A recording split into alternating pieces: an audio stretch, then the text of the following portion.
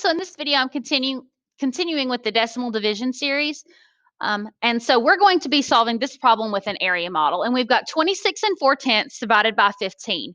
In the last video, we started listing our multiples times our whole numbers, times tenths, and times hundredths. And so I'm going to show you how we can use that information to help us solve the problem. So the first thing we need to ask ourselves is how many times does 15 go into 26.4 with a whole number? And so sometimes this will, you won't even have any whole numbers, but in this case we do. 15 will go into 26 one time.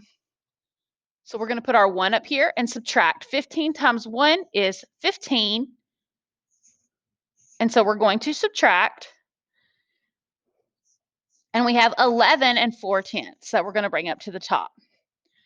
Now, 11 and 4/10. So we can't use our whole numbers because it's less than 15. So we need to move over to our tenths column. And I think we're going to need to keep going because we're only at 4 and 5/10 right now, and we want to get closest to 11 and 4/10 as we can. So I'm actually going to go back to my whole number multiplication because remember our products here can help us fill in our tenths and our hundredths. So I'm going to go to do 15 times 4, and I can just do that by adding 15 to my previous product, and I get 60. 15 times 5, so if I'm adding 15 again, is 75. Okay, so I'm going to keep going. And now I'm at 90. Okay, I'm going to keep going. So I'm at 105. So I can actually stop right there.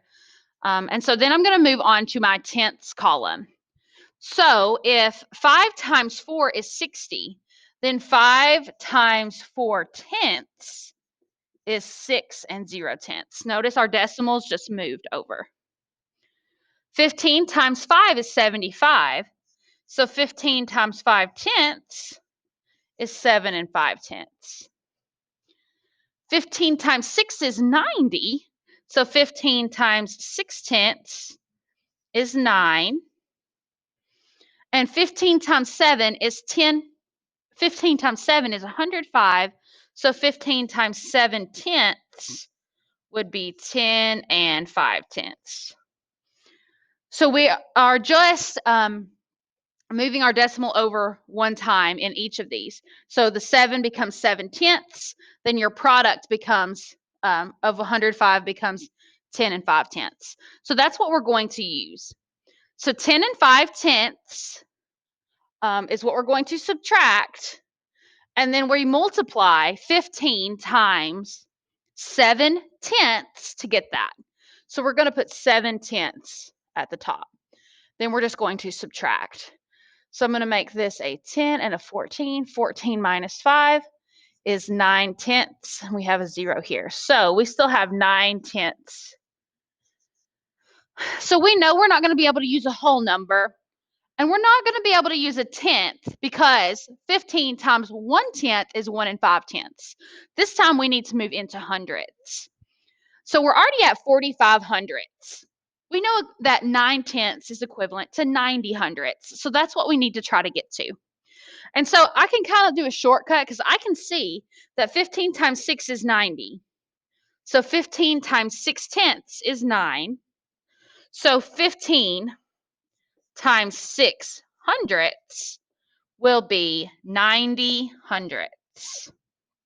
Okay, and that's exactly what I need. So I can go ahead and write 6 hundredths at the top here. 15 times 6 hundredths is 90 hundredths or 9/10, and I'm left with 0. So then to get my final quotient, I can add those up, and 1 and 76 hundredths is my answer. Again, I can multiply to check. I can multiply 1 and 76 hundredths times 15, and I should get 26 and 4/10. Let's see. 5 times 6 is 30. 5 times 7 is 35, plus 3 is 38. 5 times 1 is 5, plus 3 is 8. 1 times 6 is 6. 1 times 7 is 7. 1 times 1 is 1, and then we add.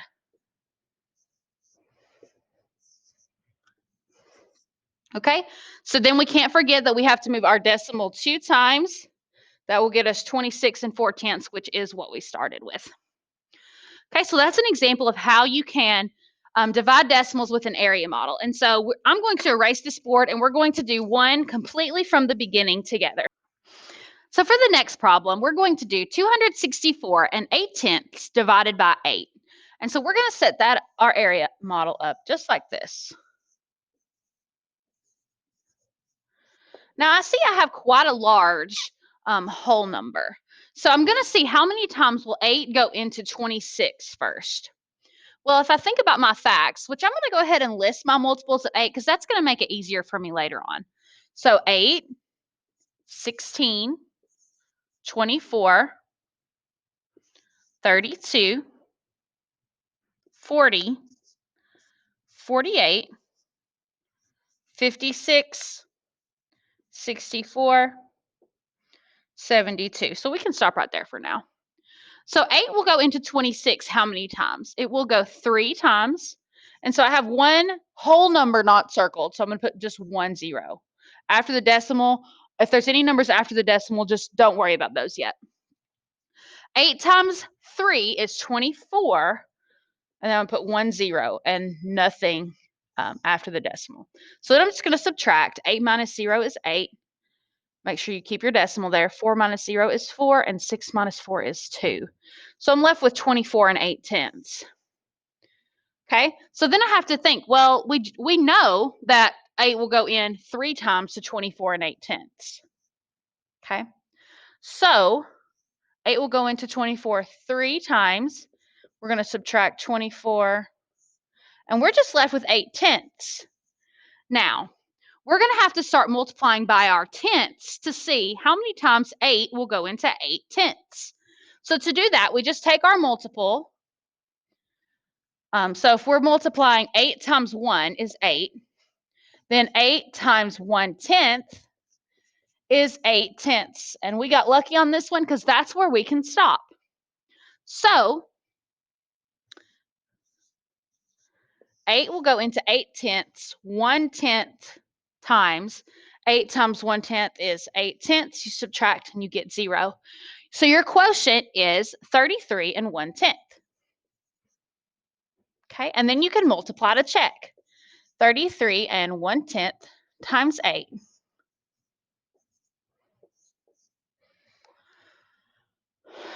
Okay, and then we'll move our decimal one time, 264 8/10. So we are correct. So this is how you solve area model problems with a decimal. And so I'm going to go through just one more example. So for our next example, we're going to be doing 569 4/10 divided by 12. So I'm going to start by setting up my area model. Okay, I'm going to put the 12 on the outside and the 569 4/10 inside. Okay, so I'm going to go ahead and start listing my multiples of 12 because I know that's going to help me later on. 12, 24, 36, 48, 60, 72, 84, 96, 108, and 120. Okay, so I know 12 will go into 56, so I'm going to circle that. It's going to go into 56 1, 2, 3, 4 times. And I can put 1 0 because I have one number before the decimal that's not circled. 12 times 4 is 48. And again, I can put 1 0. And then make sure you keep your decimal where it belongs so you can subtract correctly. 9 minus 0 is 9.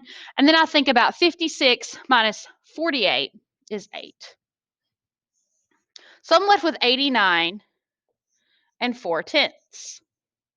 Okay, well, again, I know 12 will go into 89, so I'm going to circle that. And it's going to go 1, 2, 3, 4, 5, 6, 7 times. And then I'm going to subtract 84.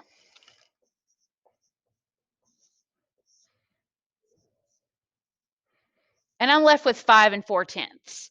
Okay, now we are where this number in the box is less than this. So we're going to have to multiply by our tenths to see 12 times how many tenths gets us close to 5 4/10.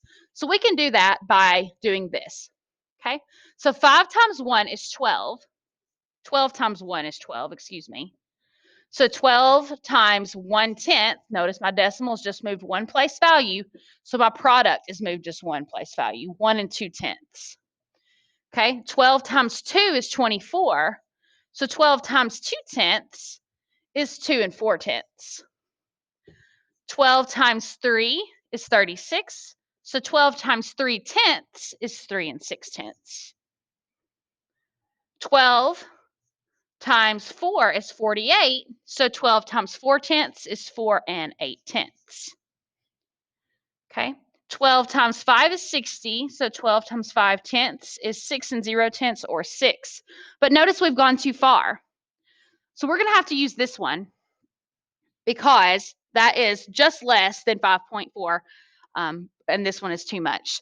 So we can multiply. I'm going to go ahead and move that up to where it goes. We can multiply 12 times 4/10 to get 4 8/10, which is what I'm going to subtract. And I am left with, okay, I'm going to make that a 14 and that a 4. And so that leaves me with 6/10. Okay, so 6/10. Wow, that's really small. So I see that 12 times 1/10 is 1 2/10. That's already too big. So I know I'm going to need to multiply by hundredths. Okay, which is simple because we've already done the majority of the work. If 12 times 1 is 12, 12 times 1/10 is 1 2/10. Then 12 times 100 is 12 hundredths. And I'm looking for 6/10 or 60 hundredths. Okay, so the pattern continues. 12 times 2/10 was 2 4/10. So 12 times 200 is 24 hundredths. 12 times 3 is 36. 12 times 3/10 is 3 6/10. 12 times 3 hundredths is 36 hundredths. Okay. 12 times 4 is 48. 12 times 4/10 is 4 8/10. 12 times 4 hundredths is 48 hundredths. Okay. Ooh, I think we're going to have a winner. All right, so 12 times 5 is 60. 12 times 5/10 is 6. So 12 times 5 hundredths is 60 hundredths. And so we can put 5 hundredths up here. We're going to subtract, and we're left with 0. So now we're going to add up these numbers on the top to get our quotient. 40 plus 7 plus 4/10 plus 5 hundredths. So we have 47 and 45 hundredths. Now we can always multiply to check our answer. 47 and 45 hundredths times 12.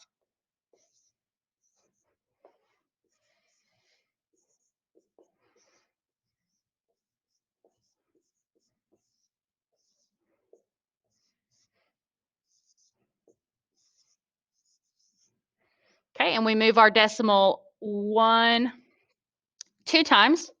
So our answer is correct. The correct quotient is 47 and 45 hundredths. So that is how you use an area model to do decimal division. Guys, I know this is a lot of work and a lot of steps, but you can absolutely do this. If you can list your whole number multiples, then you can list your other multiples. We'll just keep practicing this. In the next video, I'm going to show you how to use the partial quotient strategy to divide decimals.